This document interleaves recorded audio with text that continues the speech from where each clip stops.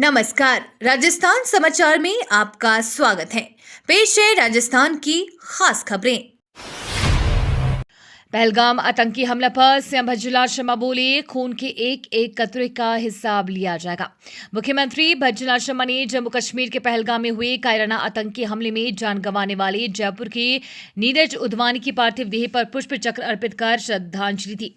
मुख्यमंत्री ने शोक संतप्त परिजनों से बात कर उन्हें ढांढस बंधाया। उन्होंने कहा कि इस दुखद घटना में जान गंवाने वालों के खून के एक एक कतरे का हिसाब लिया जाएगा। उन्होंने कहा कि केंद्र सरकार ने इस घटना के बाद कई कठोर निर्णय लिए हैं और आगे भी कई कड़े एवं सख्त फैसले लिए जाएंगे।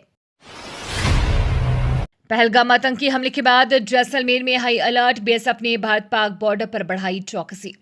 पहलगाम आतंकी हमले के बाद जैसलमेर में हाई अलर्ट जारी किया गया है। सीमावर्ती जिले में सुरक्षा व्यवस्था और कड़ी की गई है। बीएसएफ ने भारत पाक बॉर्डर पर चौकसी बढ़ाई गई है। बॉर्डर पर 24 घंटे निगरानी अतिरिक्त जवान तैनात किए गए हैं। जैसलमेर पुलिस ने शहर में हथियारों के साथ फ्लैग मार्च किया है। वायुसेना के पश्चिमी ठिकाने भी अलर्ट पर रखे गए हैं। होटल, गेस्ट हाउस और रेन बसेरों में ठहरे यात्रियों की जांच शुरू हो गई है। संदिग्ध गतिविधियों पर ड्रोन और सीसीटीवी से पैनी नजर रखी जा रही है। हनुमान बेनीवाल का केंद्र व राज्य सरकार पर तीखा हमला। राष्ट्रीय लोकतांत्रिक पार्टी के सांसद हनुमान बेनीवाल ने जम्मू कश्मीर में हाल ही में हुई आतंकी घटनाओं को लेकर केंद्र सरकार पर सीधा हमला बोला है।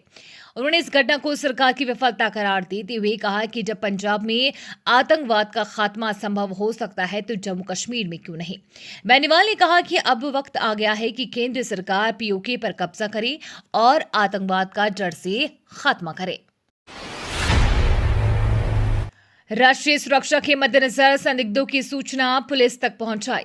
राष्ट्रीय सुरक्षा और सीमावर्ती क्षेत्र में हाई अलर्ट के चलते गुरुवार को जिला कलेक्टर डॉक्टर मंजू की अध्यक्षता में कलेक्ट्रेट सभागार में नशा मुक्ति केंद्र, वृद्धाश्रम, निराश्रित गृह, होटल एसोसिएशन और कोचिंग संस्थान संचालकों की बैठक हुई।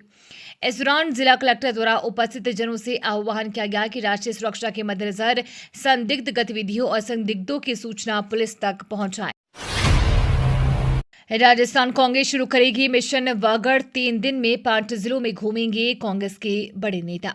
राजस्थान कांग्रेस आगामी चुनौतियों को देखते हुए आदिवासी बहुल वागड़ क्षेत्र में अपनी राजनीतिक जमीन मजबूत करने के लिए मिशन वागड़ अभियान की शुरुआत करने जा रही है। ये 3 दिवसीय विशेष कार्यक्रम 2 से 4 मई तक प्रतापगढ़, डूंगरपुर, बांसवाड़ा, सलूंबर और उदयपुर ग्रामीण जिलों में आयोजित होगा। इस अभियान का उद्देश्य है आदिवासी समाज की नब्ज समझना, संवाद स्थापित करना और संगठन को फिर से सक्रिय करना।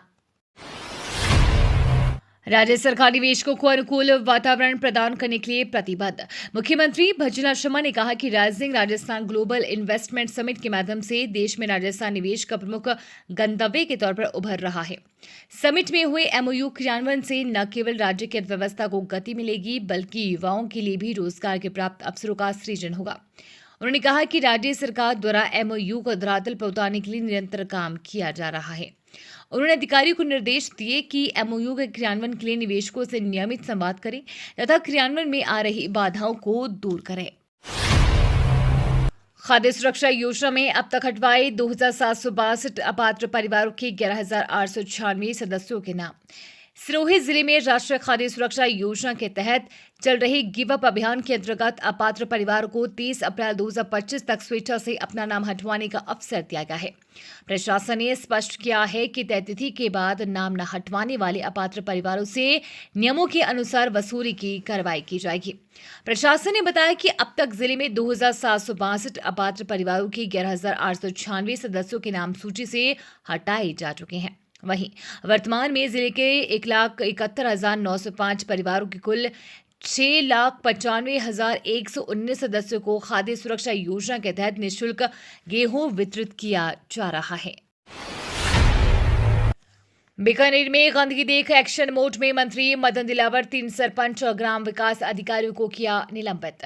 राजस्थान के शिक्षा एवं पंचायती राज मंत्री मदन दिलावर गुरुवार को बीकानेर जिले के दौरे पर रहे। उन्होंने बीकानेर ग्राम पंचायत को उदासर, रायसर और नौरंग देसर गांव का दौरा किया। इस दौरान दिलावर गांव में गंदगी देखकर भड़क गए। उन्होंने ग्रामीणों की शिकायत के बाद रायसर, नौरंग देसर और उदासर सरपंच और ग्राम विकास अधिकारियों को तत्काल निलंबित करने के आदेश दिए। राजस्थान में वरिष्ठ नागरिकों के लिए अच्छी खबर। देवस्थान विभाग 50,000 यात्रियों को एसी कोच में कराएगा तीर्थ यात्रा। देवस्थान विभाग की ओर से वरिष्ठ नागरिक तीर्थ यात्रा को लेकर एक बड़ी खबर सामने आई है। अब जल्द ही देवस्थान विभाग राजस्थान के वरिष्ठ नागरिकों को तीर्थ यात्रा पर लेकर जाएगा। इस बार 30,000 की बजाय 50,000 लोगों को यात्रा पर ले जाने का लक्ष्य रखा गया है। दूसरी ओर 6 लोगों को फ्लाइट से यात्रा कराई जाएगी। देवस्थान विभाग की वरिष्ठ नागरिक तीर्थ योजना के वर्ष 2025-26 की तैयारियां शुरू हो गई हैं। ट्रेन में स्लीपर की जगह थर्ड एसी में ले जाएंगे। राजस्थानी लेखक नंदू को मिला राज्य स्तरीय साहित्य सम्मान। टोंक जिले के देवरी ब्लॉक के लक्ष्मीपुरा निवासी व्याख्याता नंदू राजस्थानी को नागौर में आयोजित राज्य स्तरीय साहित्यकार उत्सव में विशेष सम्मान प्राप्त हुआ। उन्हें उनकी काव्य रचनाओं के लिए कदे आवासी भोर पुस्तक के लिए लादी देवी मोटाराम झाड़वार प्रथम पुरस्कार से नवाजा गया। यह सम्मान नेम प्रकाशन डेह नागौर द्वारा प्रदान किया गया। सम्मान स्वरूप नंदू को माला, शॉल, श्रीफल, साफा प्रशस्ति पत्र और 11,000 रुपए की राशि भेंट की गई। पीएम मोदी का संकल्प, साजिश रचने वालों को मिलेगी कल्पना से भी बड़ी सजा। बिहार के मधुबनी में पंचायती राज दिवस के कार्यक्रम में बोलते हुए पीएम मोदी ने आतंकवादियों पर सीधा हमला बोला है। उन्होंने कहा कि हमला पर्यटकों पर नहीं, भारत की आत्मा पर किया गया है। हमला करने वालों को कल्पना से भी बड़ी सजा मिलेगी। पीड़ित परिवारों के साथ पूरा देश खड़ा है। आतंक के आकाओं की कमर तोड़कर रहेंगे। अब आतंकियों की बच्ची खुची जमीन को मिट्टी मिलाने का समय आ गया है। इंटेक और वाटर फिल्टर प्लांट का कलेक्टर ने किया निरीक्षण। धौलपुर पानी सप्लाई को बेहतर और सुचारू रूप से बनाने को PHED पुराने पंपों को बदलने का कार्य कर रहा है, जिसकी स्थिति का जायजा लेने कलेक्टर श्रीनिधि BT इंटेक पहुंच गए। इस दौरान उन्होंने इंटेक सहित वाटर फिल्टर प्लांट का भी निरीक्षण किया और PHED अधिकारियों को शहर में सुचारू रूप से पानी उपलब्ध कराने के निर्देश दिए। छात्रों के खिलाफ अनुशासनात्मक कार्रवाई के विरोध में छात्रों का प्रदर्शन, कुलपति के खिलाफ हुई नारेबाजी। राजस्थान केंद्रीय विश्वविद्यालय में छात्रों के खिलाफ कथित तानाशाही रवैये और अनुशासनात्मक कार्रवाई के विरोध में अखिल भारतीय विद्यार्थी परिषद की अजमेर महानगर इकाई ने जोरदार प्रदर्शन किया।